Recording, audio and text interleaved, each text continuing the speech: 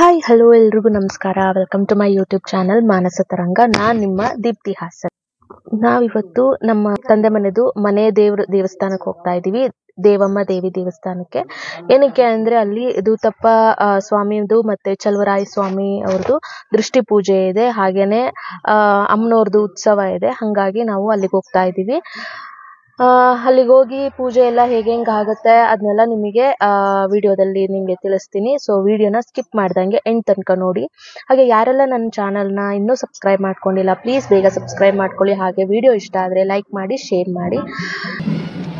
ಇದೇ ಆ ದೇವಸ್ಥಾನ, ದೇವಮ್ಮ ದೇವಿ ಅಂತ ಹೇಳಿ ಅರಸೀಕೆರೆ ತಾಲೂಕು ಕೋಡಿಹಳ್ಳಿನಲ್ಲಿ ಇರುವಂಥ ದೇವಸ್ಥಾನ ಇದು. ಇಲ್ಲೇ ಸುತ್ತಮುತ್ತ ಹಳ್ಳಿಗಳು, ಜೋತ್ಮಲ್ಲಾಪುರ, ತಳುಲ್ತೊರೆ, ಹಾಗೆಯೇ ರಂಗನಾಥಪುರ, ಕಾಳೆನಹಳ್ಳಿ ಹಟ್ಟಿ, ಬಾಳೆನಹಳ್ಳಿ, ಉಳ್ಳೆನಹಳ್ಳಿ, ಈ ಥರ ತುಂಬ ಹಳ್ಳಿಗಳಿದೆ. ಅಲ್ಲಿ ಇರುವಂಥ ಈ ದೇವಸ್ಥಾನ ಇದೇ ಆ ದೇವಮ್ಮ ದೇವಿ ಅಂತ ಹೇಳಿ. ಇವತ್ತು ವಿಶೇಷವಾಗಿ ಇದ್ದಿದ್ದರಿಂದ ಈ ಥರ ತುಂಬ ಚೆನ್ನಾಗಿ ಅಲಂಕಾರ ಮಾಡಿದ್ದಾರೆ. ನಮಗಂತೂ ನೋಡಿ ಫುಲ್ಲು ಕಣ್ಣು ತುಂಬ್ಕೊಂಡ್ಬಿಟ್ವಿ, ಅಷ್ಟು ಚೆನ್ನಾಗಿ ಕಾಣಿಸ್ತಾ ಇತ್ತು ದೇವರಂತೂ, ದೇವಮ್ಮ ದೇವಿ. ಇವತ್ತು ದೇವಿದು ಆರಾಧನೆ ಇದೆ. ಹಾಗೆಯೇ ನೂತನವಾಗಿ ರಥನ ಲೋಕಾರ್ಪಣೆ ಮಾಡ್ತಿದ್ದಾರೆ. ಮತ್ತು ದೂತಪ್ಪರಾಯ ಸ್ವಾಮಿ ಮತ್ತು ಚಲುವರಾಯ ಸ್ವಾಮಿದು ದೃಷ್ಟಿ ಪೂಜೆ ಇದೆ. ಹಾಗಾಗಿ ತುಂಬ ಚೆನ್ನಾಗಿ ಅಲಂಕಾರ ಎಲ್ಲ ಮಾಡಿದರು, ತುಂಬಾ ಚೆನ್ನಾಗಿತ್ತು. ಅದಾದಮೇಲೆ ಹೊರಗಡೆ ಈ ಥರ ಫುಲ್ಲು ಆ ಕಡೆ ಪಕ್ಕದಲ್ಲಿ ಎಲ್ರಿಗೂ ಊಟದ ವ್ಯವಸ್ಥೆನೂ ಮಾಡಿದರು. ಬೆಳಗ್ಗೆ ತಿಂಡಿ, ಮಧ್ಯಾಹ್ನ ಊಟ ಪ್ರತಿಯೊಂದೂ ಇತ್ತು. ಮತ್ತು ಮಾರನೇ ದಿನ ಆನೆ ಅಂಬಾರಿ ಉತ್ಸವನೂ ಏರ್ಪಡಿಸಿದ್ದಾರೆ. ಅದಕ್ಕೂ ನಾವು ಬರ್ತಾ ಇದ್ದೀವಿ, ಏಕೆಂದರೆ ಇದು ಮನೆ ದೇವರಾಗಿರೋದ್ರಿಂದ ಇದಕ್ಕೆಲ್ಲ ಭಾಗವಹಿಸಬೇಕು ಅಂತ ಹೇಳಿ. ಅದಾದಮೇಲೆ ಇಲ್ಲಿ ಹೋಮ ಮಾಡ್ತಾಯಿದ್ರು, ಏಕೆಂದರೆ ಅಲ್ಲಿ ಉತ್ಸವ ಮೂರ್ತಿಗಳಿದಾವಲ್ಲ, ದೂತಪ್ಪರಾಯ ಸ್ವಾಮಿ ಮತ್ತು ಚಲುವರಾಯ ಸ್ವಾಮಿ ಅವ್ರದ್ದು ದೃಷ್ಟಿ ಪೂಜೆ, ಮತ್ತು ಆ ಎರಡೂ ದೇವ್ರಿಗೂ ಬಣ್ಣ ತುಂಬಿಸಿದ್ರು. ಹಾಗಾಗಿ ಇದು 4 ವರ್ಷಕ್ಕೊಂದು ಸತಿ ಮಾಡುವಂಥ ಒಂದು ಉತ್ಸವ ಇದು. ಪ್ರತಿ ವರ್ಷವೂ ಜಾತ್ರೆ ನಡೆಯುತ್ತೆ, ಬಟ್ ದೇವರಿಗೆ ಬಣ್ಣ ತುಂಬಿಸೋದು 4 ವರ್ಷಕ್ಕೊಂದು ಸತಿ ತುಂಬಿಸ್ತಾರೆ. ಆವಾಗ ಈ ರೀತಿ ಮಾಡ್ತಾರೆ. ಈ ಪೂಜೆ ಎಲ್ಲ ಆದಮೇಲೆ ನಾವು ಅಣ್ಣ ತಮ್ಮದಿರು ಎಲ್ಲರೂ ಸೇರಿ ಮರಿನೂ ಹೊಡಿತೀವಿ, ಮರಿ ಒಪ್ಪಿಸ್ತೀವಿ ದೇವರಿಗೆ. ಅಂದರೆ ಹೆಣ್ಣು ದೇವ್ರನ್ನ ಕರ್ಕೊಂಡು ಹೋಗ್ತಾರೆ, ಹೆಣ್ಣು ದೇವ್ರಿಗೆ ಹೊಡಿಯೋಂಗಿಲ್ಲ, ಗಂಡು ದೇವರಿಗೆ ಅಂದರೆ ಚಲುವರಾಯ ಸ್ವಾಮಿ ಹಾಗೂ ದೂತಪ್ಪರಾಯ ಸ್ವಾಮಿಗೆ ಬಲಿ ಕೊಡಲೇಬೇಕು. ಹಾಗಾಗಿ ಇವಾಗ ದೂತಪ್ಪರಾಯ ಸ್ವಾಮಿಗೆ ದೃಷ್ಟಿ ಪೂಜೆ ಮಾಡ್ತಾರೆ. ಅಲ್ಲಿ ಬಾಳೆಕಂದನೆಲ್ಲ ಕಟ್ಟಿರ್ತಾರೆ. ಅದು ಪೂಜೆ ಎಲ್ಲ ಆದಮೇಲೆ ತೆರೆನ ತೆಗೆದ್ಮೇಲೆ ಸೂರ್ಯನ ಕಿರಣ ಸ್ವಾಮಿ ಮೇಲೆ ಬೀಳೋ ರೀತಿ ಇದು ಮಾಡಿ, ಅದಾದಮೇಲೆ ಬಾಳೆಕಂದನ ಹೊಡೆದು ಅಂದರೆ ಕೊಚ್ತಾರೆ ಬಾಳೆಕಂದನ.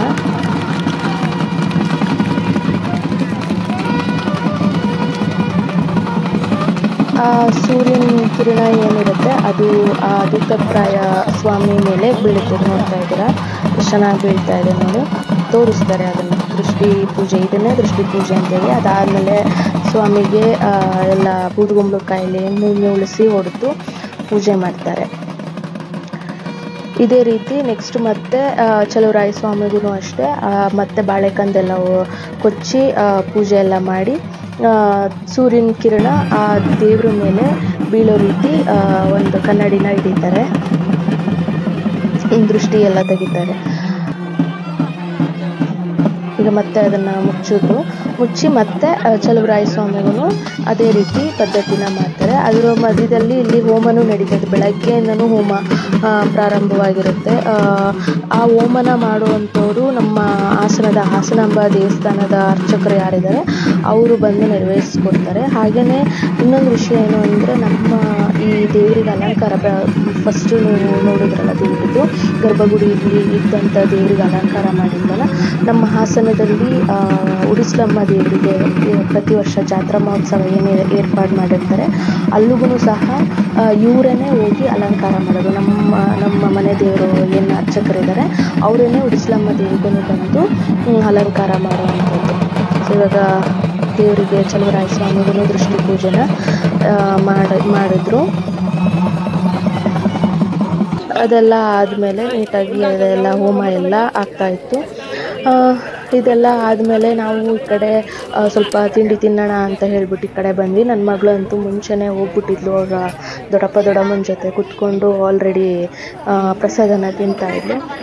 ಫುಲ್ಲು ಅವಳಂತೂ ಯಾವಾಗಲೂ ನನ್ನನ್ನು ಬಿಟ್ಟಿರ್ತಿರ್ಲಿಲ್ಲ. ಬಟ್ ಈ ಥರ ಜಾಗಕ್ಕೆ ಬಂದರೆ ಅವಳಂತೂ ನನ್ನ ಹತ್ರ ಬರೋದೇ ಇಲ್ಲ.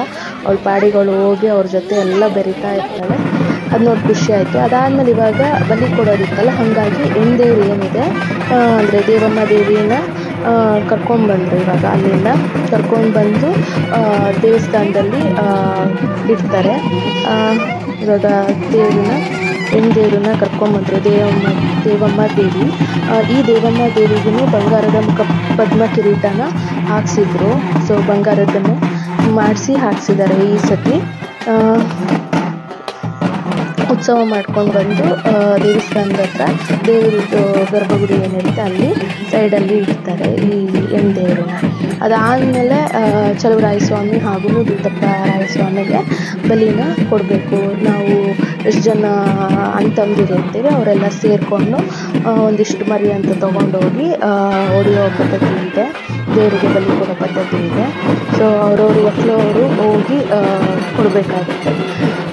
ಇವಾಗ ದೇವಿಗೆ ಎಲ್ಲ ಆರತಿ ಎಲ್ಲ ಬೆಳಗಿ ದೃಷ್ಟಿಯನ್ನು ತಂದು ದೇವಿನ ಸನ್ನಿಧಿ ಒಳಗಡೆ ಕರ್ಕೊಂಡು ಹೋಗ್ತಾರೆ. ನೋಡ್ತಾ ಇದ್ದೀರಾ ದೇವಿ. ನಾನು ಪೂರ್ತಿ ಕ್ಲಿಯರಾಗಿ ಆ ವಿಡಿಯೋ ಮಾಡ್ಕೊಳಕ್ಕಾಗಲಿಲ್ಲ, ತುಂಬ ಜನ ರಶ್ ಇತ್ತು.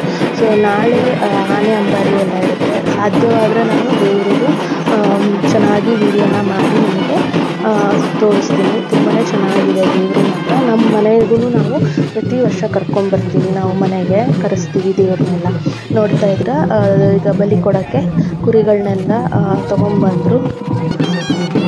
ನಮ್ಮ ಅಣ್ಣ ತಮ್ಮದಿರು ಎಲ್ಲರೂ, ಅಪ್ಪಾಜಿ ಅಣ್ಣ ತಮ್ಮದಿರು ಎಲ್ಲರೂ ಸೇರಿ ಈ ಒಂದು ಕಾರ್ಯನ ಮಾಡಬೇಕು. ಹಾಗಾಗಿ ಎಲ್ಲರೂ ಅವ್ರವ್ರದ್ದು ಅಣ್ಣ ತಮ್ಮದಿರೆಲ್ಲ ಮರಿಯೆಲ್ಲ ತೊಗೊಂಬಂದು ನಾವು ಬಲಿ ಕೊಟ್ಟು ಅದಾದಮೇಲೆ ಅದನ್ನು ಅಲ್ಲೇನು ತಳಿಗೆ ಏನು ಕೊಡೋಂಗಿಲ್ಲ, ಮನೆಗೆ ತೊಗೊಂಡೋಗಿ ಊಟ ಮಾಡ್ಕೊಂಡು ತಿನ್ನೋದಷ್ಟೇ. ವಿಡಿಯೋ ನಿಮಗೆ ಇಷ್ಟ ಆಗಿದೆ ಅಂತ ಭಾವಿಸ್ತಾ ಇದ್ದೀನಿ. Thank you for watching.